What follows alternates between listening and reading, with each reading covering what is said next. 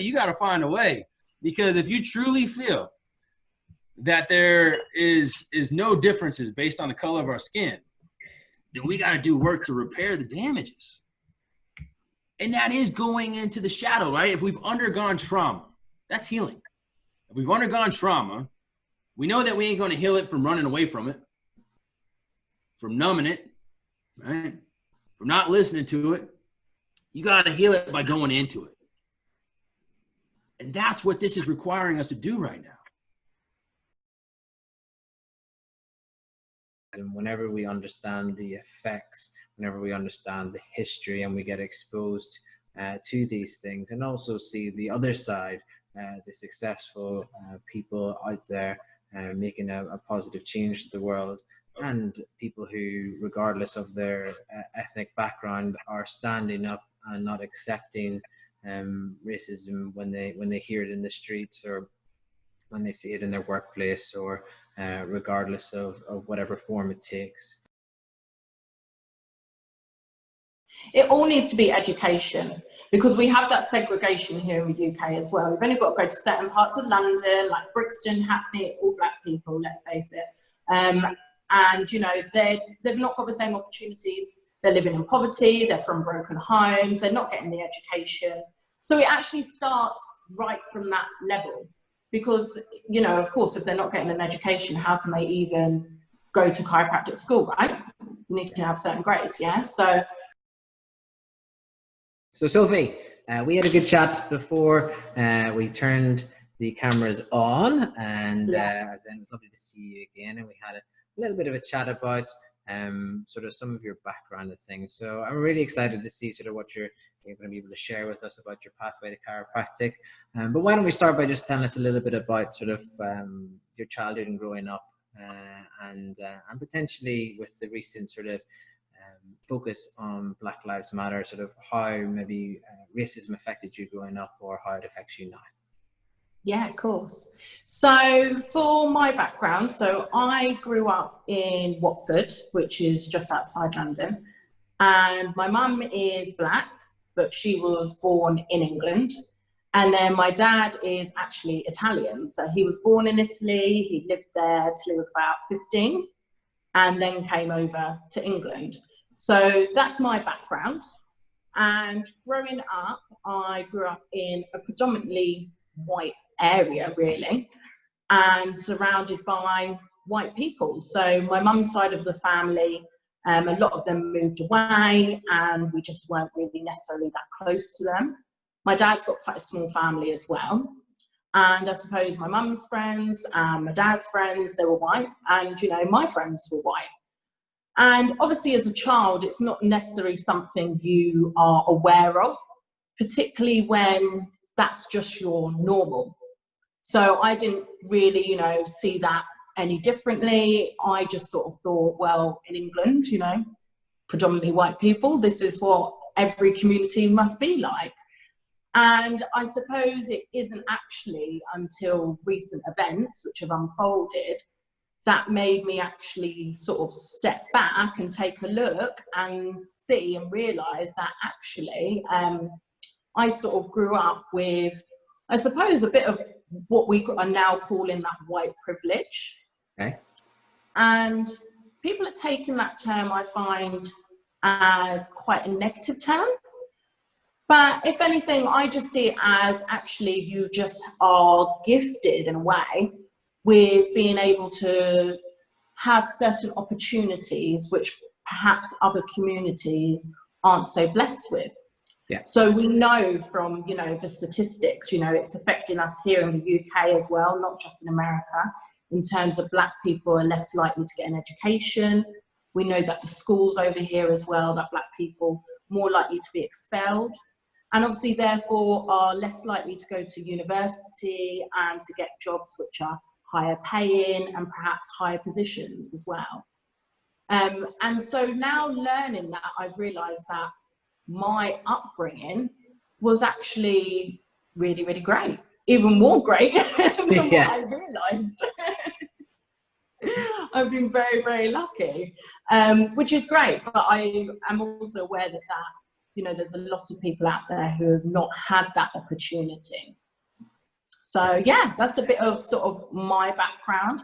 I suppose one thing I realised, particularly with my mum, was that I had to perhaps though work a bit harder than other people. She would always sort of be like, you know, A, you're a woman, and B, you're black, basically. And you are going to be judged, unfortunately, by a lot of people. And sometimes I think that judgment as well is on a subconscious level. So I feel, you know, what's being discussed, perhaps white people some white people, so I'm not talking for everyone, are taking what's happening very personally because they're feeling an attack on themselves in the sense of, well, I'm not racist and I don't know about any racism. But actually, it's a case of just listening and understanding to other people's stories and educating yourselves and realizing that perhaps people of color have gone through, not even necessarily, you know, as an example, I can say, you know, I've never had anyone use a racist term towards me. Of course, I've never had any type of violence, I suppose, towards me. But there are some things which have been, I suppose, said, which are subtle terms, and things perhaps I never even picked up on at the time as they were being said. Do you get what I mean? I do know what you mean, yeah. But, you know, that is something which Black people are having to deal with on a day-to-day basis. And I think it's just that sort of understanding. And, you know, with my parents, they both had their own businesses, worked very hard. And so growing up, I saw that. And that's definitely a reason for why I work so hard. And one thing which always used to surprise me, my mum used to do a lot of work like just on the phone. Yeah. Obviously, this is before the days really of Zoom and FaceTime, so people wouldn't know what she looked like. And then she would turn up to a meeting and people would be like, oh, you didn't sound like that over the phone. Just because she spoke well. Yes. People just automatically assumed, oh, she must be like a white professional. Because that's what we see, right? Yeah. So I suppose it's just, you know, we need to get a change, I suppose, in leadership roles, obviously in chiropractic, which I know we're going to talk about today. So then it becomes more normal. Yeah. And we're not having that judgment. And I think the big thing that I sort of taken from it is I completely agree with what you're saying about, you know, the majority of people are not racist. It's a minority. And I think it's, you know, when I was talking to Dean Blackstock last week, we were talking about how hate is the sort of underlying root of all of these things that boils to the surface. And, you know, no child is born racist or sectarian or hating another person. It develops from what they're exposed to. But in the same way, through education and awareness, we can steer people to more understanding. So the example I use is a few years ago, we all used plastic straws like there was no tomorrow. It's like, go to McDonald's, have a plastic straw. Obviously, we don't eat at McDonald's because we're all healthy chiropractors, but in other establishments, straws were used all the time. But then we started getting awareness of, you know, single-use plastic, and now we're much more aware. And to the fact that we actually managed to change fast food conglomerates like McDonald's to the point where they don't use plastic straws anymore.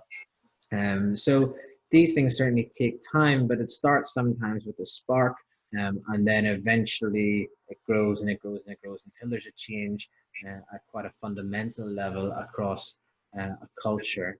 And I think, you know, some of the arguments that have come out in the last little while is that, you know, this type of focus has been here before in the 90s and 80s and 70s, right the way back, and that things are changing quite slowly. But I think that it is a global, obviously, issue that needs to be addressed.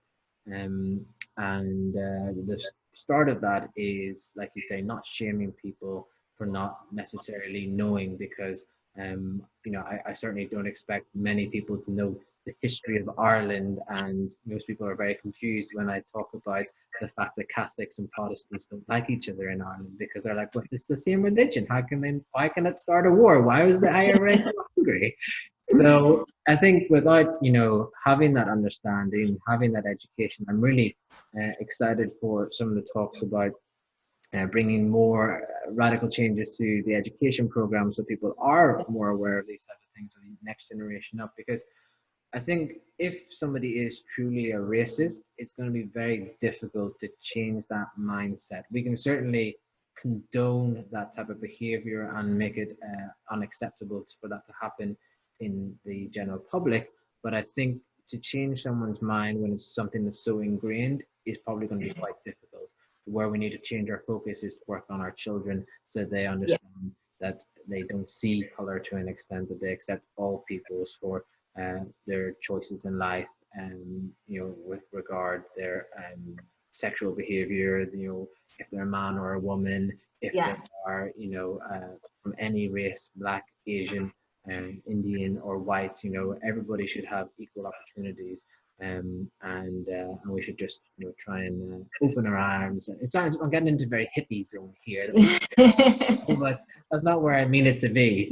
But yeah, so that's just my sort of observations in the last little while, and seeing it sort of what's happening in the UK. And, you know, there's always a spectrum, isn't there? There's always the people who are the ones who march in the street and tear down the statues and want to do everything else. Hey, looks like we have a certain American on the line who's waiting to come and see us. Let's see if we can get him involved. Here he's coming to turn on his audio and everything, but I imagine that lovely man is going to be on the line. Here he is. Hello, Brett. Well, so I'm extremely sorry. You know, London to California. We thought it was just a mix-up in timing, so you're absolutely fine. So Sophie and I have just been catching up with her background and how she grew up. She's been telling us how she is of Italian and Black origin, and that you know, well, Sophie, you can do a synopsis for Brett maybe, and just introduce yourself to him. Hi, Anna. What's up? You all right? I'm good. I just had a 90-minute massage. It was beautiful. Oh. Sounds good. Sounds good. But I'll give you a quick brief overview. I was just saying about my upbringing in terms of my mum is Black. She was born in England. My dad's Italian, born over there. He came over here as a teenager. And just saying that with my upbringing, I was predominantly surrounded by white people, and that was just my norm, and that's what I believed was normal as well. Right. And just saying that in that, though, it didn't mean that I wasn't sort of aware of or subjected to the subtle sort of, I almost call them like hints of racism, because I wasn't actually attacked personally, but just certain things which perhaps are said, which gives you a feeling of how you need to behave and how you almost need to change the way you behave to fit in with white people. And we were just talking a little bit about, you know, education and how we feel that, you know, what you were saying, Connor, just then, I feel like there is a turning point right now. These conversations do need to be had, because it was the reason those conversations were had back in the day that we've got the changes we have now. You know, I'm married to a white man. That wouldn't happen many, many years ago. Right. So this is the importance of these conversations. And I think that's what I just want people to understand and realize. And I don't want this to be flavor of the month either. This needs to be something which continues to be discussed till we get the changes we need, not just in chiropractic, across the world. Sorry, I rambled on a bit. That was beautiful. I'm with you. I'm with you. Don't let this be the flavor of the month. Yeah. You know, in America, we get February, right? You got Black History Month, and then I don't know what happens the rest of the year. But yeah. So Brett, I think obviously America was the starting point of the now global focus on these issues. My experience of going across to America is that there's more segregation amongst communities, even though it's the United States and a lot of people have a very shared vision about nationalism and and there's a great diversity across the country. There still is, I suppose, segregation within communities, and I definitely felt that whenever I've been across in America. So, maybe tell us a little bit more about your background and sort of your thoughts on what's happening at the minute. Yeah, so I'm also mixed race. So I'm the flip of Sophie. My mom is white and part Cherokee, and then my dad is black.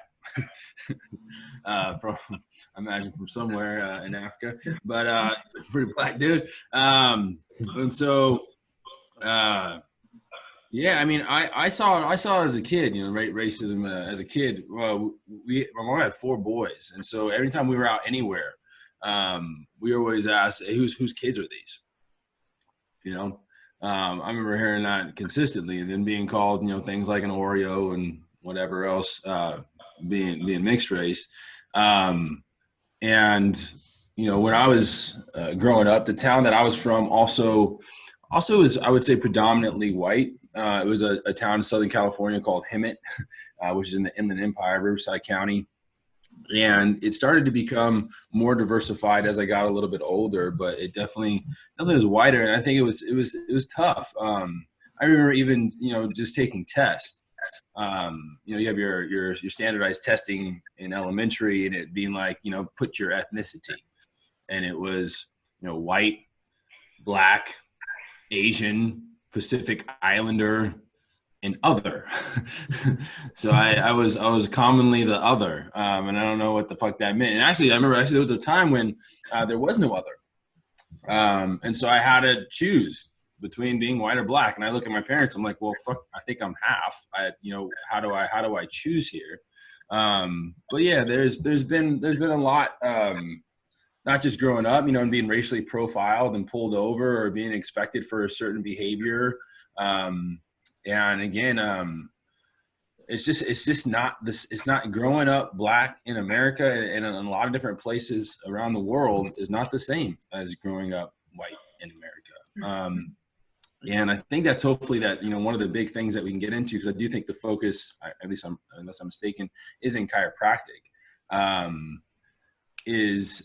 there's been a lot of misunderstandings in regards to what we're seeing now on a national scale. And what I most commonly see from the majority of white chiropractors, at least in the realm of social media, is one, either just silence and not saying anything, even though, some are very vocal in regards to a lot of other things. Coronavirus and having to wear a face mask, but silence in regards to race, or a complete bypassing of the actual issues, meaning that they'll want to go into global elite, George Soros, Antifa, this being, this political game, stealing votes from Trump, all this other stuff, forgetting that what we're experiencing is a symptom, right? It's a sign, it's a symptom, it's a signal of a cause that is not just this incident. So why the fuck would people protest all over the world? Why would they come out and not in hundreds of thousands in America? Not because of George Floyd. It's not because of Breonna Taylor. It's not just because of Ahmaud Arbery. This is generations of fucking pain and people sick of having the disadvantages that come with being black. And so, and it's like, why should we be responsible for shit that happened 400 years ago? Homie, the civil rights movement was just 50 years ago, right? These are our grandparents. Yeah. Yeah. You know, we had slavery start 400 years ago, 1619, right? Then you had that Emancipation Proclamation in 1863, I believe, and here we are, celebrating Juneteenth, which is when the rest of the enslaved were freed from Texas in 1865. But people don't understand the black codes that came in, the Jim Crow laws that came in that kept the segregation and kept the disadvantages and not the ability to not own property, that they were putting them in labor contracts, and if not, they were putting them in jails. And so the criminalization that happened with the 13th Amendment, how the penitentiary system is designed to keep black people enslaved, the disadvantages when it comes to people being prosecuted differently. It's everywhere. And what people miss is they don't know, they either just don't acknowledge the history or don't know the history, and then go into just this situation and try to rationalize all these other concepts that don't even fucking really matter when it comes down to it. Is, am I having a different experience than somebody with different colored skin? And how can it be fucking 2020 and that's still the case? Yeah, I mean, you've given so many valid points along the way, and I think, you know, the experience in America is different, and to certainly what we have in the UK and certain populations. There still is segregation, and Sophie and I were talking about how, you know, there are still groups of black people living in certain areas where they are impoverished, but there are also groups of white people who are impoverished, and groups of Indian people, and across all races. So, I mean, when it comes to the wider issue with regard chiropractic, what do you feel? Because you've spoken quite passionately about getting more people of color on stage. Where do you think there is a lack of that? And where do you think the fear is among chiropractors speaking up, like you said, about this issue? You know, is it okay if I go here, Sophie? Yeah, you go. Okay.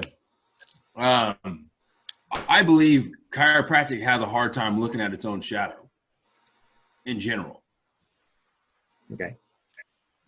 And that's a large concept, because if even looking back at chiropractic's history, there's like 12 different stories for everything. Look at the first adjustment, right? The very first chiropractic adjustment. Didi said he racked a dorsal back into place. Yeah. Harvey Lillard's family said he was hit with a book. Yeah. And then BJ said he adjusted the upper neck. You know, and I'm saying, but the history, like you look at, I'm in a couple different history groups on Facebook, and the history is laden with exaggerations, false tellings, different tellings of various accounts, and then you see the schools across the U.S. and in the UK, most of the school, ACC, which is Bournemouth, and then you have WYOC, then you have, some of the more medical-based schools, a complete neglect of the philosophy, right? Calling it more history, and sometimes not even wanting to teach it as a history, but actually making a mockery. That's a lack of looking at the past because you're scared of your fucking shadow. So one, I believe the chiropractic profession in general does not like to look at where it's weak or where it's fucking up. And so it continues to repeat similar patterns. And with that said, one of the things that does not get acknowledged is the Palmer School of Chiropractic was racist. That was the fountainhead. I think it was like until the 60s, 75% of the graduates were coming from the PSC, Palmer School of Chiropractic. And they did not allow black people to attend until 1954. What do you know? There's a similar, it was Brown versus the Board of Education, right? That finally desegregated the schools here in the United States. But that was for public schools. I think it was starting like somewhere in 1860 that the state of Illinois Illinois could have, black people attend schools with white people, especially in higher learning. So that was a choice that was made primarily by B.J. Palmer to keep the schools segregated. Well, you say, why the fuck does that matter now? There's equal opportunity now. Well, think about it. What does it look like when you have a 70-year head start? Mm-hmm. And you're wondering why the profession is so white. Yeah. 87% white in the United States? Absolutely. And it's even, but I'm saying 87% white. It's even worse at leadership. Right? And they're saying, well, why is it only white chiropractors on stages? Well, because they just invite their groups and their friends. You know, it's this old, it's called the old boys club, the old men's club, the white men club. And the downfall of that is that we have studied this, whether you're talking about the biodiversity of a farm or the biodiversity of a profession or of a business. We know that there's an increase in efficiency and effectiveness when you increase diversity. Another component to this is we've been seeing the same 2 to 10% people this whole, I don't know, for as long as I've been in the profession, and I don't know for how long before that. Why? Because you got a similar ass fucking vanilla message. You need different cultures to communicate slightly different, to be a different representation, to bring new people into the fold. But if I'm only seeing white conservative male, I might be like, even if I'm never even, just from the outside looking in, that ain't for me. And you wonder why the black communities are so underserved. They got nobody looking like them actually delivering the goods. Sophie, whenever we were talking, that's what I worry about for my kids. It's all well and good them seeing, oh, mum's a chiropractor, but I mean, where else is the representation of black people being chiropractors in the UK? Like, if kids aren't seeing that, if they haven't got a role model, someone to look up to, something to aspire to, they're not even going to think, oh, okay, let me get into chiropractic. They don't even know what chiropractic is. And this even goes down to our patients, How many of our patients are actually black coming in to see us? Not many at all. Why is that? Because they're not seeing any black chiropractors. They just think that chiropractic is for white people who are rich. Let's face it, particularly in the UK, when we have an NHS system and people think they shouldn't have to pay anything for their health, we need to really change this message. And as you said, Brad, white people, they've had this head start and they don't realize how much that's affected the profession. And, particularly within chiropractic, because a lot of people, become chiropractors because there's someone in their family who's a chiropractor. So if there's no black people who are chiropractors, well, guess what? You're going to have more and more white people being chiropractors. It's, it's really as simple as that. And the problem we're seeing as well, particularly in UK schools, Connor, ACC for sure. I mean, now they want to just basically turn us into physiotherapists as well. It's like anything they can possibly do just so we can fit in. And that's where being white helps, doesn't it? You fit in. You've just got to look at healthcare in general. Doctors, nurses, predominantly white. And that's the message that we are sending to our kids. Is that right in this generation? No, we need to make a change. We need to stand up. And Brett, that's why it's so good that you have been looking at getting that list of black speakers, because that's what people have said to me. Oh, but there aren't any black speakers. Oh, black people don't want to talk. There's no leadership of black people. You've never asked. So how do you know? You've got to go out there and find it, right? Yeah. So, I mean, it's not right. We need to be making a change. And this isn't a problem just in America. This is definitely a problem here. I know when I was at ACC, I think, sorry, you can tell me Facebook if I'm wrong, but in my year, I was the only black female British person, student. And I don't remember any black tutors. Connor, correct me, please. Any black people even in the admin staff. I don't really remember seeing any black faces. I remember a couple. probably just because I thought, oh, someone who looks like me. That's nice. And how, Sophie, I remember you saying that, but how did you get into chiropractic in the first place? So for me, it was because my dad used a chiropractor. My dad, well, he's Italian, yeah, but I suppose it'd be classed as white. Had bad back for years and years. He's a mechanic by trade, so I just went along with him, saw what it was about, saw the change and the impact it made for my dad, and that's why I wanted to get into it, and that's why I'm so passionate about it. You know, I see the actual effect it makes on people past the point of just getting out of pain. But I just think, you know, when it comes to the chiropractic profession, we just all love to have an argument with each other. Even that we can't agree on in terms of, you know, vitalistic, mechanical. So I just feel like this is just another thing where people think, yeah, brilliant, this is another argument to be had. But it's actually really shocked me by, you know, chiropractors, you know, we're all educated people. And even us, we can't understand that there is racism. You know, I've seen UK chiropractors say there's no racism, doesn't affect me. I've heard of UK chiropractors saying I'm going to leave the association that I'm with because they put a statement out about this. They're willing to leave the association just because we're having this conversation. So that I just think speaks volumes, really. How do you think we can improve the pathways to the profession within Black communities? It all needs to be education, because we have that segregation here in the UK as well. We've only got to go to certain parts of London, like Brixton, Hackney, it's all Black people, let's face it. And, you know, they've not got the same opportunities. They're living in poverty, they're from broken homes, they're not getting the education. So it actually starts right from that level. Because, you know, of course, if they're not getting an education, how can they even go to chiropractic school, right?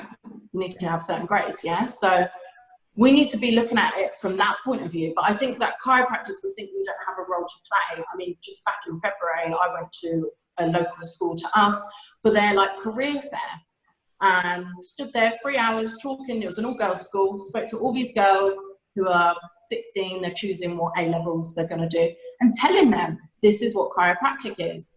Have you ever even heard of it? Because a lot of people haven't. You know, just educating them at that point, right? Letting them know how they can actually get involved, how they can become a chiropractor. That's what we need to be doing, all of us, I feel, as chiropractors. And this is also a time where we do actually, as Black chiropractors, need to stand up even more so people can see us doing it and say, yes, brilliant, that's what I want to do, because she's doing it and she looks like me. Because that's important, and I don't think people realise that. And unfortunately, you know, it comes down to the media as well, the way they portray people, especially Black males. That's why I worry so much about my son. He will be, you know, stereotyped just because of the colour of his skin. Is that fair in this day and age, when 2020? Yeah. And Brett, what led you to chiropractic? Fascination with performance and the human body. But my dad also was involved in a car accident. He's a highway patrol officer, and he started to see the chiropractor, and I started going with him when he was going, and I thought it was cool. And it just kind of like went there in the back of my head. That was cool, and the guy drove a nice car, and like, I don't know. And yeah, so I played football in college. I studied exercise science and sports management, and got a kinesiology degree. And yeah, I kept discovering that the more I learned, the more I wanted to learn, and wanted to go into higher education and grad school. And, you know, chiropractic came back around, and yeah, I'm glad I made the choice. I'm grateful for this profession. I think sometimes some people hear me speak with some passion. I love this profession. And I love it so much that I'm willing to have the uncomfortable conversations that are needed so that it can evolve and heal. And that's the big thing. And in regards to what are some action steps that we can be doing, we did create a group called Chiropractors for Justice. It's just getting started, just launched, I think 4 days ago. There's an Instagram at Chiropractors for Justice, and then out of the Facebook group. Right now, it's a little bit of a free flow, but we're building out a platform that is going to focus mainly on three main things. One is representation. And so, Sophie, I believe you saw the post I made that I listed 88 different Black chiropractors because I'm sick of fucking hearing, oh, I'm sorry, I don't know any Black chiropractic speakers. It's like, well, obviously you're in the wrong groups because they're speaking everywhere. There's not in your circles and you're not looking for them. And so for those that find it hard, I created a list, but I think going beyond the list is actually creating a digital platform.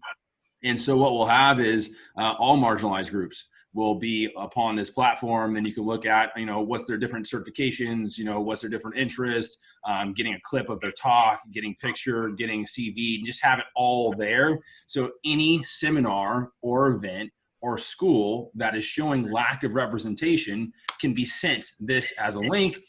We've noticed this, and this, and this. It seems to be that you're lacking diversity and inclusion. And that's something that because a lot of these motherfuckers are talking about like, oh, we got a diversity and inclusion committee and and they're saying it over here. But when you actually look underneath the what the fuck you call the cover, they ain't doing nothing. And so, just another form of accountability. And so representations, number one, I think that's where I would really like to start with. And then also then getting actual in the chiropractic school population, and then in the greater population of chiropractors, more diversity.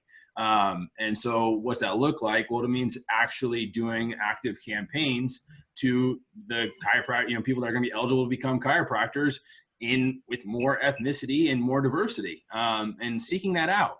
And I think it is a time for equity, which is different than equality. And this is also something different, or something that I think people get confused. Because right now, again, another big, I don't want to say argument, but an opinion, or something that people like to say is like, hey, everybody has equal opportunity to become a chiropractor, right? I don't think any schools right now are actively discriminating against Black or brown people. But what you forget is you actively did not allow Black people to attend for 60 years. So there has to be some equity here now, meaning that you got to make up for all the shit that you did, right? So why not, want to increase your numbers to be a more diverse profession and actually take active steps to go into the communities and to the undergrad school systems to properly recruit chiropractic students to increase the diversity, which will increase the diversity amongst the profession. And then 3 is then to deliver chiropractic care to more diverse populations. And that's both with the chiropractic adjustment and the chiropractic principle. Okay. Great. Love that. And when you say deliver care, how do you mean? Do you mean, like, is that advertising in certain communities or providing? Right. I think, a lot can be accomplished. I live in Oakland, California. It's one of the most diverse cities in the United States of America. And I'm happy to say, our practice is a beautiful mix of people. We're probably 30-35% Black, by 10 to 15% Latin and Latinx. And then, maybe a little bit smaller percent Asian, 5 to 10%, and then the rest are white. But that's a much larger proportion of different ethnicities than just white people. So proud of that. And I think it's in the marketing for sure. Representation in your marketing matters, right? It's so funny. Forever in chiropractic school and then outside of chiropractic school, you go through these exercises and go to different seminars and go to different whatever, and people are talking about their target market, right? I don't know how many times I've heard 30 to 45-year-old white female. Like, I don't know how many times I've heard that, expecting kids or wanting kids, right? Or has kids, right? Like, that has been the go-to target market since I've been in the game, and so I've been around for about 10 years now. I started school in 2010. So since I've been around, that's all I've ever heard. 30 to 45-year-old, middle to high income white female. And that's been the target market. And so if we're wanting to serve those other communities, you have to learn those other communities. You have to learn what their needs are. And I think the confusion also is that we think that it has to be impoverished areas because there are all colors of people that are making money, and that's fine. And then also, what we tend to see is those that really want to serve underserved communities sometimes will sacrifice themselves in that mix. I don't think that has to be the case either. I see chiropractic becoming the world's #1 health and healing profession. To me, there should be no surgeon that makes more money than a chiropractor. There should be no pharmacist that makes more money than a chiropractor. The value that we offer is you can't even put a dollar value on it. And here's the beautiful thing. If you could run a well-run, highly successful, and high-income practice, you can create all the other little practices that, go to underserved areas and, free donation clinics and whatever, and all these other places. But sometimes people think I got to start there. It's a lot easier to, make some impact when you have income, right? Money talks in this world. It's a currency. And so we don't have to sacrifice ourselves to serve underserved areas. And there's underserved white areas. There's underserved all kinds of areas. So I'd love to see us become more affluent, to feel our value and to provide services for more people. And what's that mean? We need a shitload more chiropractors. Shitload more chiropractors. And I love that's like, again, another like such a taboo subject in chiropractic about, earning money. We didn't get into it for that. We've got into it to help people. And like, of course we have, but you need to have some sort of income to be able to even keep your doors open, And so I think, again, that's something we need to be talking about in chiropractic. And then we can help more people, just like this. Yep. And that's such a value for it. Amen. Yeah. If we're helping people get well, stay well, more than pharmaceutical side, shouldn't we be getting paid well for it? Yeah. So I'll tell you what, their market. You know why we're #2? Marketing. Are we #2? I thought we were Not in the UK. Oh, the UK. Maybe like #4. Okay, whatever. You got more work to do there. I don't know, yeah. But in regard, yeah. So we're around number. If you include the PTs, with kind of lump them in with medicine a little bit. But anyway, the main reason is not that healing through the stomach by chemical means is a better health offering. You ever think about that? You don't think about that. The main way medicine heals is through the stomach. Right? By changing chemical processes. But I think, going back to sort of what you were talking about regarding getting more diversity on stage, one of the things that Sophie and I were talking about was that through this platform that we've developed in the Lions, what we want to create is a pathway to people being on stage regardless of sort of their background or sexual orientation or upbringing or anything like that. That there should be representation of all cultures and all niches of society. But the challenge comes when people don't know what you represent or who you are or whatever it is. So one of the things me and our co-founder of the Lions, Mike McBean, have been talking about is creating webinars for people to sort of get their ideas and their branding and everything else out there. And then once you can start developing that reputation, then you can start taking it to the next level where you go and speak on stage, and you can start developing your social media around that. And I mean, right, you've done so amazingly with your media and your representation right the way from before you even qualified.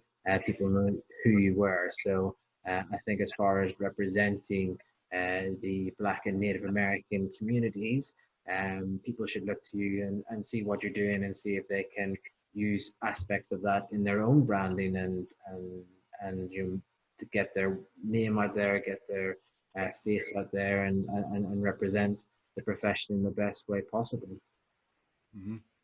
And I would challenge that. Yeah. The reason I would challenge that is how many white speakers are currently on stage with none of that? With what, sorry? I said, how many white speakers are currently on stages with none of what you just said? No branding, no influence, no proper development. They just got in because they knew the people. And the same people that start the conferences, they start them with some speakers that nobody knows who the fuck they are. And so this goes back to equity. And this is the same problem, you know, and I was talking to Dynamic Essentials, you know, they started in 1964, 56 years. 56 years of seminars, 4 seminars a year. I went from 2011 to 2014. I do 4 seminars a year, and most of those seminars will, you know, range from 10 to 20 speakers. In those 56 years, they've had 3 black male speakers. They've had 0 female black speakers. This becomes the problem, because, and this point right here, is that they have a process, right, to allow speakers to speak. They want to see you at DE consistently, you know, for, you know, there's no set amount of time, but it could be 5 years, it could be 6 years, maybe it could be 3, I don't know. But they want to see you consistently show up and potentially see you, you know, your success in practice. And the problem with that is, and that's the way that it's been, right? And that's the way it's been for a long time. The problem with that is not a lot of black people attend DE. And there's also another reason that people don't stay attending DE. See, if there are not messages designed for different ethnicities, different cultures, and there's no representation, then I may start to feel this ain't for me. And so this is where you get into equity, meaning that because we've neglected having people of color on stages, then what can we do right fucking now to remedy that? And still go through the developmental processes, right? What I'm saying right now, it's like when people go like, yeah, you know, maybe 3, 4, 5, 6 years, I don't know the timelines, but it's, I'm hesitant. It's because I feel like there's been enough neglect. And there are people that are fucking capable, not just capable, by the way, because this is also part of the fear. Black people have been playing on an uneven playing field for I don't know how long, and still finding ways to win.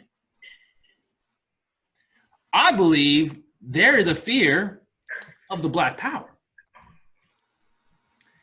Because you put us in sports, what do? Dominate. You give us an even playing field in business, what do? Dominate. You see what we do in music? Dominate. And I'll take that word, you know, dominate is a little strong of a word. Because I also want to say this. Not a lot of people know this. Dr. Fred Rubel, right, was known to be one of the, I believe, the first African-American to graduate chiropractic college in the United States. Graduated from National in 1913. Starts the Rubel Chiropractic College, 1914, a year later.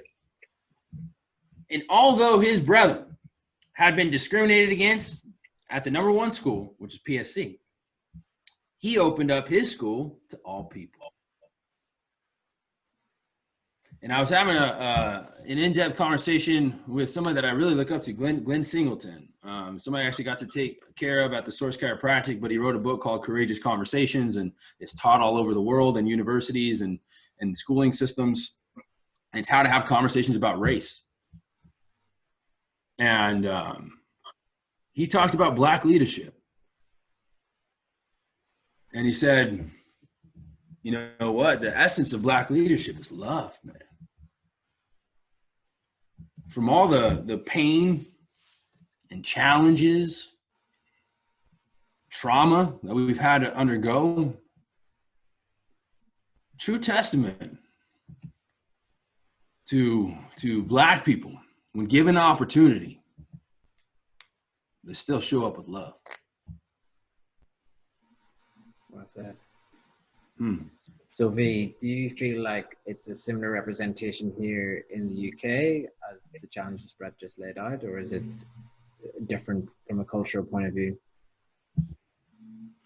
I just think, I think the problems are exactly the same here in the UK.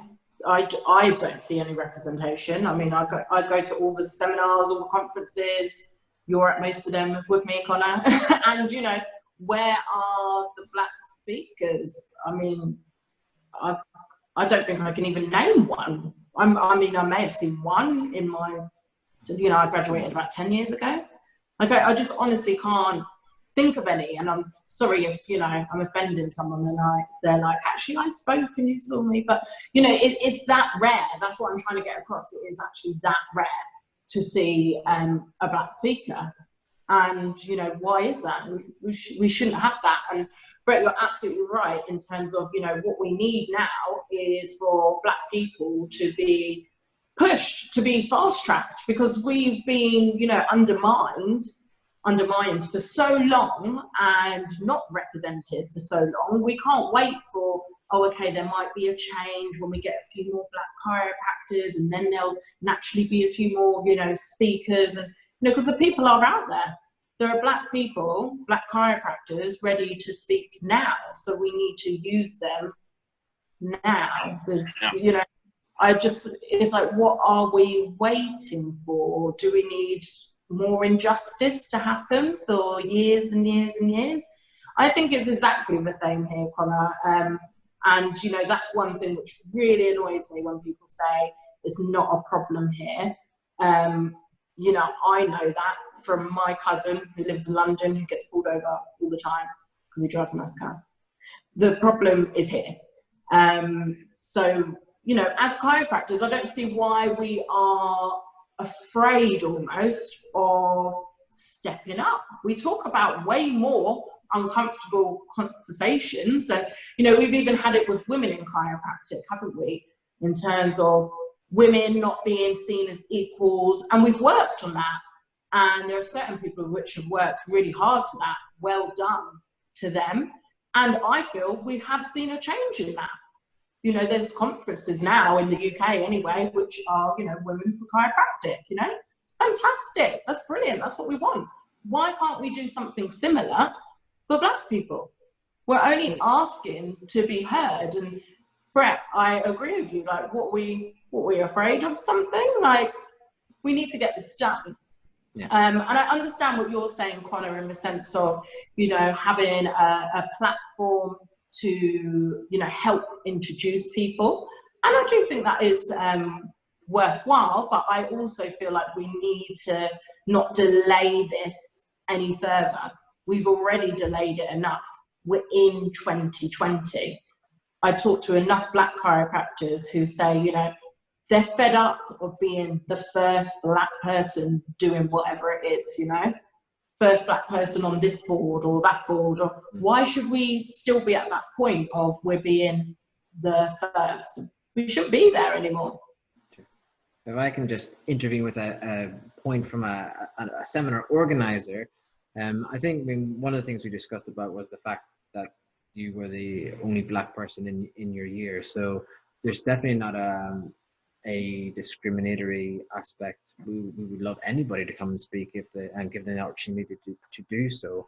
But whenever there are a lot less black people in the chiropractic community, certainly in the UK, I can't speak for America, you know, the number of white people speaking is only maybe a certain percentage. And then if you take that percentage and switch it into the number of black chiropractors that are currently in practice in the UK, then that number is even less. So I think whenever, I don't necessarily think there is a discriminatory factor in selecting a Caucasian over someone of any other ethnic background when it comes to us personally putting on seminars. I would say the same would be said across the UCA and BCA seminars and many of the other seminars in the UK. But I think the challenge comes that it has to be based upon merit. Like, we can't put a female on stage or try and like balance the roster if just because, and then exclude another person who maybe would have got there on merit. We certainly want to represent, and part of the reason why Lions has got a female and male lion in its figurehead is because we wanted equal opportunities for male and female representation on stage, but it also goes across all color, all backgrounds, and everything. But again, you can't just have someone included for the sake of having them included in order to present as, you know, a certain outward appearance. I believe that we had Dean Blackstock on stage last year, and you know, I think he may be one of the I think he was the first Black person we had speaking at a Lions seminar. But we want to encourage everybody, if they want to speak and they have a message for the profession, then approach us, and we'll certainly give you an opportunity. Can I speak to this? Yeah. I love you. Give me your counterpoint, Brett. You're holding on to it. I love you. Let me teach you why. Let me share my thoughts on why the merit argument is bullshit. One, merit is subjective. Two, we already said the playing field is uneven. What you could do is look at what is the ethnic representation of, you know, the different ethnicities within your country. I don't know what it is in the UK. I imagine that the black representation is far less than. This is an estimate. I'll speak to my country, because I know a little more about my country. Black population in the United States of America is around 13%. In the chiropractic profession is around 1%. That is by design. That's what's fucked up. We are 1% of the chiropractic profession by design, by the chiropractic profession itself, and by the systemic racism that exists within this country, that has continually created environments where there is a lack of education and a lack of justice and a lack of equality and a lack of equity for people of color. And so if we, you know, as the chiropractic profession, value diversity, truly value diversity, because I'm telling you right now, you can use your argument on merit and keep the same numbers that it's been this whole time. And it was Angela Davis that said, in a racist society, it's no longer enough to be non-racist. And that's the argument of merit. Hey, I don't discriminate, right? We don't discriminate. We provide equal opportunity. But in that equal opportunity and in that non-discrimination, if it was built on systemic racism, you're continuing the cycle. Unless you choose to remedy it. Take it, you know, take a look at if I had, you know, say I do have a kid, but say it was, we're using an imaginary child. Imaginary child up until the age of 12. Right? Let's go 3/4 of their life. I'll take them up to 18, right? 12, I'll take them 16. So up to the age of 12, they were neglected. They were not allowed to read. They were punished for reading. They were given unequal punishment for that. They were worked and for free. Not that the kid would get paid anyway. I don't know, but you know, all just given a fucking shitty life. You know, it's like, oh, you know, we actually go to the school systems, right? You go to school systems. Your teachers weren't as good, right? You didn't have as good as amenities. Education was lacking. And then from 12 to 16, there was equal opportunity. You think there's going to be a little bit of a difference between the kid that grew up, that was able to read and get the education and go to the good schools and da-da-da-da from 0 to 12 versus the kid that was neglected from 0 to 12? But we just want to have them, we just want to act like everything's equal now from 12 to 16. That's what the chiropractic profession is doing right now. They fucked up. They fucked up big time. And sometimes you got to be able to do the work to remedy where you fucked up. And if we can look at it and be like, you know what? Yes, the color of skin does not determine your intelligence. Yes, the color of your skin does not determine your artistic ability. Yes, the color of your skin does not determine your philosophy and why and your power as a chiropractor. Then why the fuck do we see the numbers so different? We got to do something about it. And that means you have to take action that is for justice, not just for merit.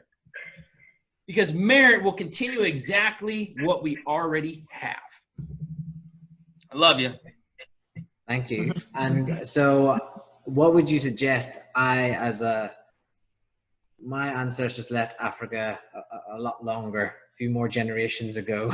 But I think we're all of African origin as far as my history books tell me anyway.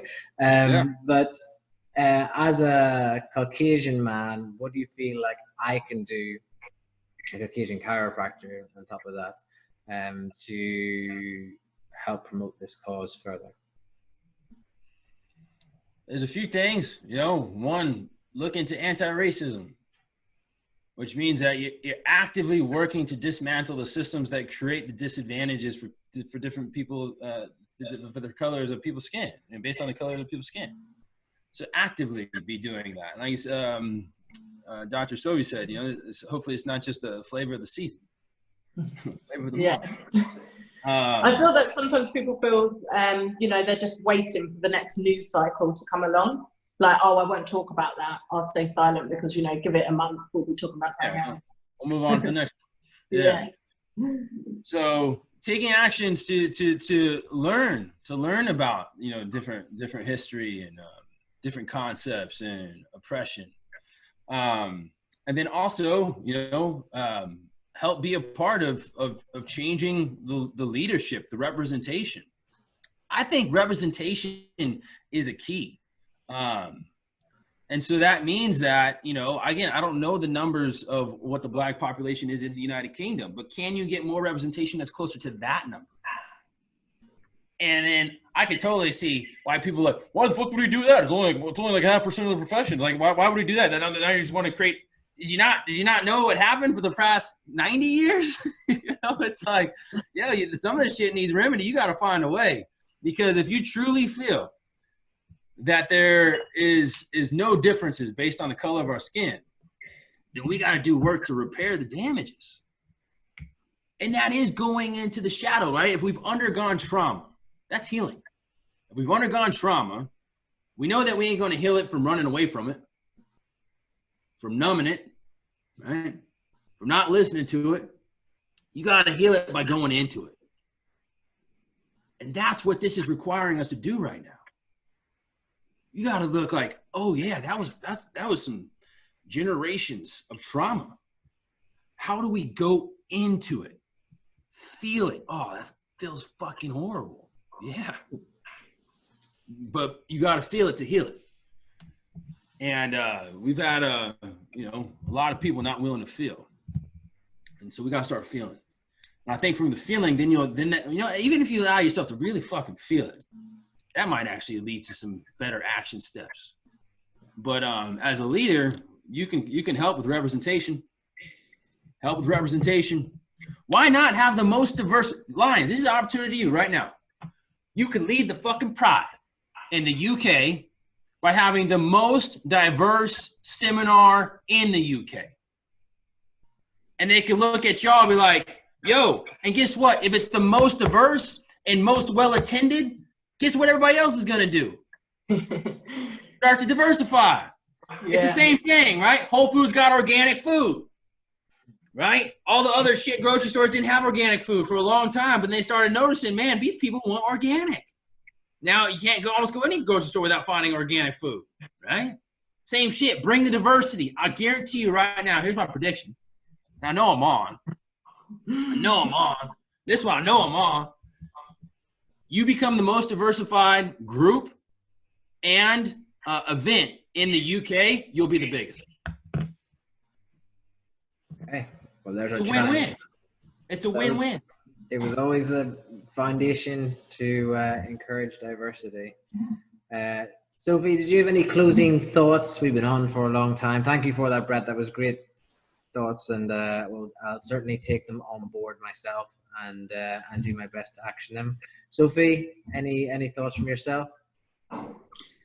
Similar to what Brett said, I'm excited to see you accept this challenge now, Connor. Well, you have to accept your invitation to come and speak then, isn't it? Yeah. Well, I mean, you don't need to, you talk about merit, but you know, chiropractors. It was such a small community anyway, aren't we? So you know who's successful. I just think reach out to people, reach out to more people, If they don't want to be included, that's fine. People who I suppose don't have that merit, which you're all talking about, won't want to be involved anyway. Do you understand what I mean? Yeah. So, yeah, do it. You can be part of the change. And this is what everyone needs to realize. This isn't just a case of Black people need to step up and speak out, which we do. But, everyone has their role to play. That includes white chiropractors. That includes when you see a conversation which isn't right, you hear a conversation which isn't right, you educate that person. You don't just ignore that and think, oh, I'm not getting involved in that. Use the time to educate yourself as well. I mean, I've educated myself. I always laugh with my friends. I'm like the whitest Black person ever. I didn't know a lot about Black history. And we live in a world where we have Netflix. I mean, sit down and watch something educational. Learn and feel it. At the end of 13th, I sat there and cried my eyes out, because I just thought, regardless of them being Black, how can you treat anyone like that? And when you feel that, that's when you're willing to make a change in terms of what it is you do and make a change to the chiropractic profession. We can all do it. Yeah, and I'll probably go back to a point I made with you earlier before Brett came on, in that, I think awareness and education is the thing that starts this change. And I used the example of using plastic straws. Everyone did it a few years ago, and then through education and through exposure to the effects it was having on the planet, then we made a change that happened on a global scale in massive conglomerates like McDonald's. But the same thing I think can happen when it comes to racism. Whenever we understand the effects, whenever we understand the history, and we get exposed to these things, and also see the other side, the successful people out there making a positive change to the world, and people who, regardless of their ethnic background, are standing up and not accepting racism when they hear it in the streets, or when they see it in their workplace, or regardless of whatever form it takes. And I'm a firm believer. That's why we're having this conversation tonight. So I thank you both for joining us tonight. And today for you, Brett. And sorry we had to end your massage early if you were in the zone. Connor, I want to take a moment to thank you. Like, one, I know these are uncomfortable conversations to have, and I do know that that it can feel uncomfortable, and also like there is this potential threat of other chiropractors that want to keep things going the same way. And so I want to thank you for taking the risk, and for creating a space for us, and for listening. And that's been a big thing, is that often when given the opportunity, I really don't, in the past, it don't feel like people are listening. And so thank you for listening in the ways that you did tonight. Thank you for being brave and being courageous enough to facilitate this conversation. I appreciate it. Well, I think it has to be a team effort if we're going to make a change. Yeah, thank you both again, like I say, for coming on board tonight. And I hope you have a nice rest of your evening, Sophie, and a nice rest of Brett. And I hope we can catch up in person very soon, whenever all this coronavirus silliness is over and done with. Yeah, man. Okay. So have a nice evening. We'll see Thanks you for having us. again. Take care. Cheers. Bye bye.